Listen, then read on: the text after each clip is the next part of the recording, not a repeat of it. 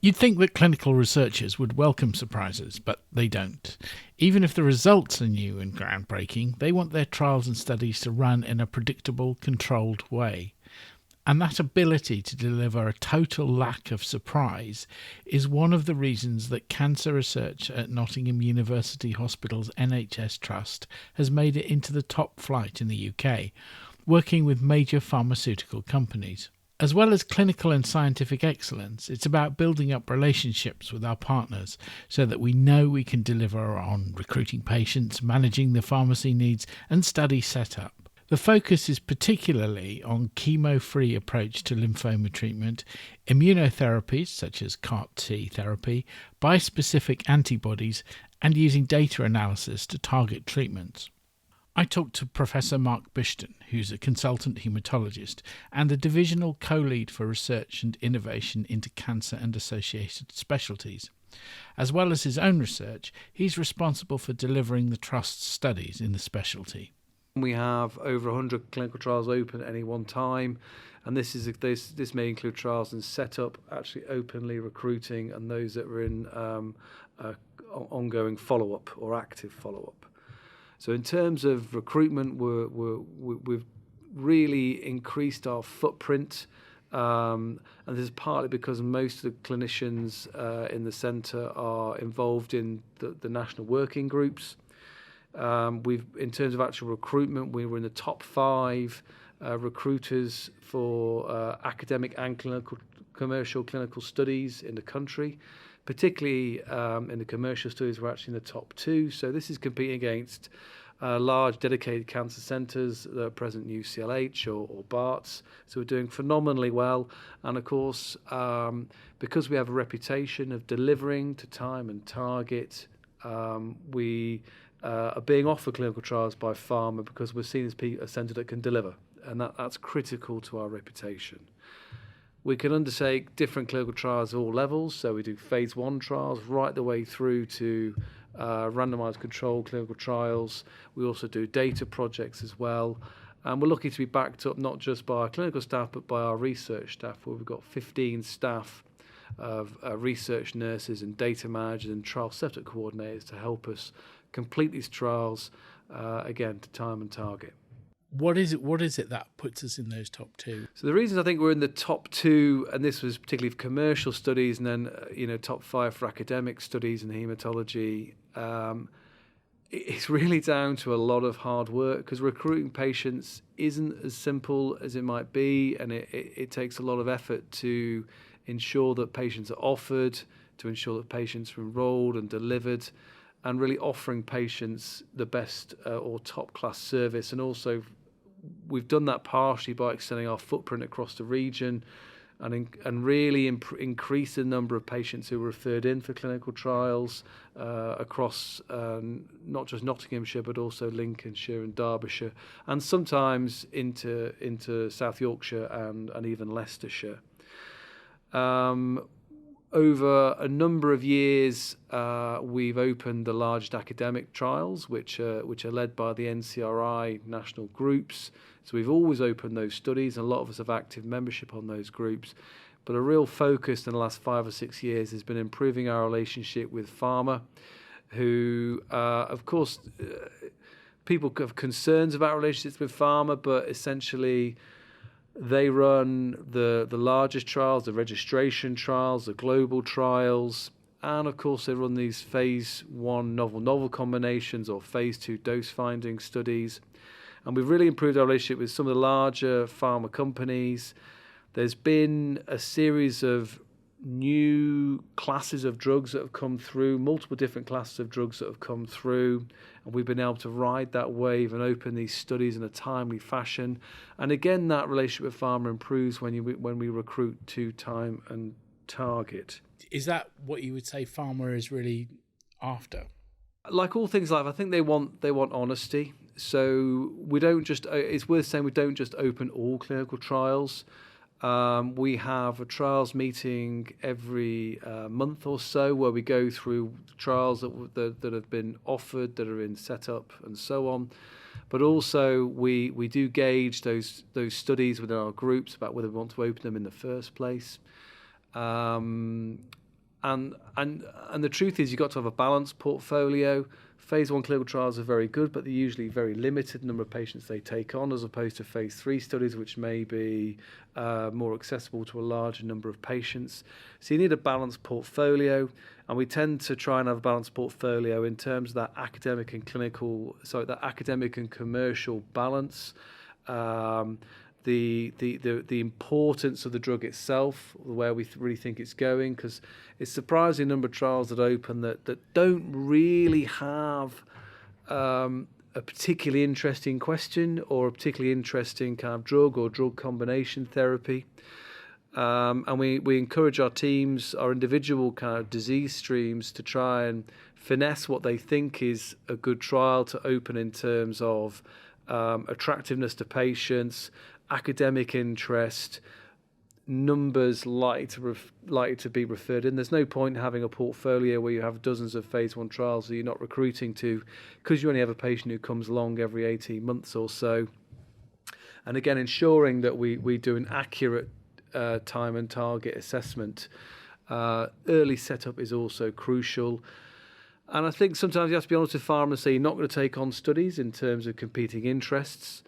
Sometimes the situation changes and you realise you're not going to be able to have the trial open in time to require adequate recruitment, and sometimes we will make the more difficult decision to stop setup of a trial. So kind of really monitoring that on a month-to-month basis is critical, because pharma much appreciate being told that something can't be done than something can be done, and then being let down. And again, that's where some of the relationships we've built up over the years, we're able to do that without any fear of problems later down the line. So it sounds like we're almost in a position here to be a bit choosy. We certainly get offered more than we decline, but we always want to be offered more of the really high quality trials. And it's fair to say most of us have an eye on the pulse, or a finger on the pulse, even a finger on the pulse as to what the drugs of interest. There are always pinch points opening clinical trials. There are sometimes problems with adequate number of, say, consultant time, and in some degree, and in some occasions, consultant interest in research. So we've always got to battle and try and make sure people are interested. But the same for having adequate resource to carry out trials. If all things go well, then yes, we can afford to be a bit picky. But it's still hard work ensuring that delivery, because setup is one thing and delivering is the next. On the list of stuff that we were talking about, there was also immunotherapy, and I know you've touched on it with some of the things there, but do you want to sort of explain what we do, what the real strengths are there? Particularly in the context of lymphomas, so these are aggressive blood cancer caused lumps and bumps. There's an increasing trend across the globe for kind of what we call a chemo-free approach. So the traditional toxicities of chemotherapy, hair, nausea, vomiting, not being able to eat food, losing weight, feeling unwell, problems with sepsis and so on. These have been part of chemotherapy regimens for years. I mean, autologous stem cell transplant is really a way of giving a very high dose of chemotherapy. It's extremely toxic and unpleasant, and I'll be very grateful to never require one. But we're finding with both aggressive and indolent B-cell lymphomas in particular that the sort of options where potentially we can augment the way the immune system can control or target disease are ways of trying to reduce that burden or toxicity of chemotherapy. So we touched on the principle of CAR T earlier on, where we take people's T cells and we genetically manipulate them and give them back. But we've got drugs that can also augment the way the immune system works. There's a class of drugs, for example, called bispecific antibodies, and of course monoclonal antibodies have been around for quite some time. So monoclonal antibodies are an engineered antibody. They look the same as the same sort of antibody you might make against COVID, but these drugs target a particular protein which a particular cell may express on the cancer, and they allow the immune system to help kill the disease. And they've been around for several years. There's been iterations of these where sometimes these drugs might have a toxin on the end, and the antibody gets taken into the cell, which then kills the abnormal cell. And lately there's been a huge rush of drugs called bispecific antibodies, and these target, if you like, the bad B cells and the bad T cells. So dragging your T cells next to your B cells so that your B cells are killed by the T cells. So these have actually just come through, and again, this is a point of highlighting. We were in the forefront of the clinical trials of these drugs, and 2 of these drugs have just been not just licensed but actually commissioned for routine use for multiple relapsed aggressive B-cell lymphomas, and are going through the process of NICE for indolent lymphomas. So this is an area, these group of trials, where we were actively involved and actively able to be part of the kind of the global process to bring these drugs to patients right now. What do you think the kind of skill set and expertise that we've pulled from that process has been? Well, we're in amazing times, really, where drug design has changed from being somewhat hit and miss, I would say, to the point where we're now really expecting significant efficacy in phase 1 trials. And in fact, several of the phase 1 trials which we're involved in were not these kind of quite small 30, 40 patient toxicity. A lot of the pharma are actually aware that these drugs are potentially game changers, and we're finding these phase 1 trials are involving 150 or more patients in one go, and then they become phase 1, 2 by just drifting straight into the next phase of trials. So this has changed. The toxicity profile, particularly with some of these immunotherapy drugs, is different. Although they don't have chemotherapy toxicity, no drug has ever been made that doesn't have some toxicities. Of course, if you open the warning packet on some paracetamol or aspirin, it's a long list of problems. So we're adjusting, how we manage our patients in terms of toxicities because they're just a different profile over time. We've tried to manipulate our capacity on our day case to ensure that we can continue to deliver trials. It's obviously great that the phase 1 study or the phase 1 clinical trials area is open over at QMC.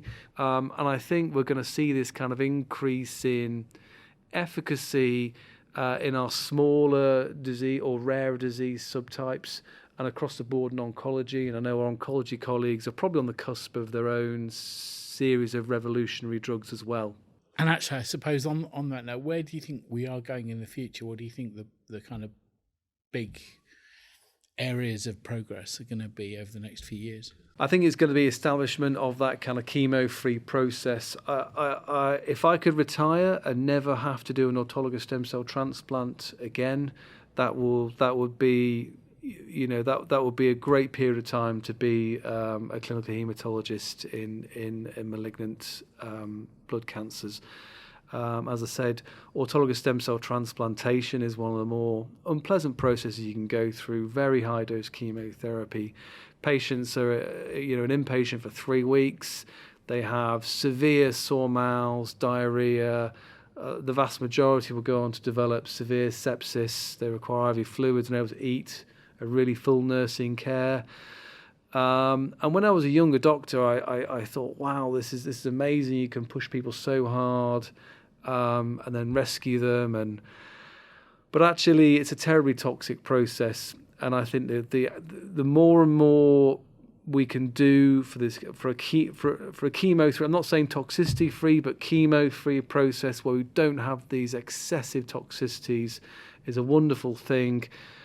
And I suppose in addition to immunotherapies, we have targeted therapies. We're learning more and more about the biology of these diseases and using certain drugs that inhibit only a part of those kind of the process of how those cells survive.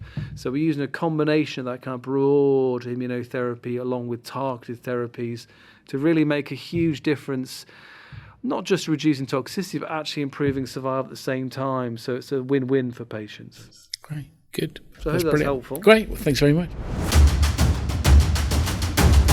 And that's it for now. Thanks for listening. There are links for most of the items in the show notes and more information about research and innovation in general at Nottingham on the Nottingham University Hospital NHS Trust website, which is www.nuh.nhs.uk/research, and on the NIHR Nottingham Biomedical Research Centre website, which is nottinghambrc.ac.uk. Our email and social media links are there too. If you want to stay up to date with the Clinical Research Podcast, you can find us on iTunes, Spotify, Google, and wherever you normally get your podcasts. The more shows are rated and reviewed, the easier it is for search engines to find us. So if you can subscribe and rate and review us, you'll be doing it for science.